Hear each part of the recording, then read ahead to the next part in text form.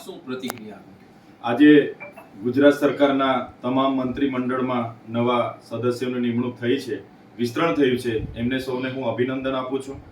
પરંતુ જે પ્રકારે ભૂપેન્દ્રભાઈ પટેલની સરકારમાં મોંઘવારી જે પ્રકારે વધી છે, ભ્રષ્ટાચારે માજા મૂકી છે, અધિકારીઓ સાંસદ કે ધારાસભ્યને પણ નથી માનતા કે નથી ગાંઠતા, અને જે પ્રકારે નકલીની ભરમાળા ચાલે છે, પોલીસની લૂંટ ચાલે છે, પોલીસનો ત્રાસ આજે જનતા વેઠે છે, ત્યારે સરકારના નવા મંત્રીઓ બદલાવાથી આ તમામ સમસ્યાનું નિરાકરણ આવી જશે એવું હું માનતો નથી. ગુજરાતની જનતા તો ઈચ્છી રહી છે કે આખીને આખી સરકાર બદલી દઈએ, પણ 2027 સુધી રાહ જોઈને બેઠા છે. ત્યારે હું એટલું જ માનું છું કે કોઈ ભેંસ વધારે દૂધ નથી આપતી, ત્યારે એના ખીલા બદલવાથી દૂધ વધવાનું નથી, પણ આખી ભેંસ બદલવી પડે છે. એ જ પ્રકારે આવનારા દિવસોમાં ગુજરાતની જનતા આખી સરકાર બદલી નાખશે એવું હું માનું છું.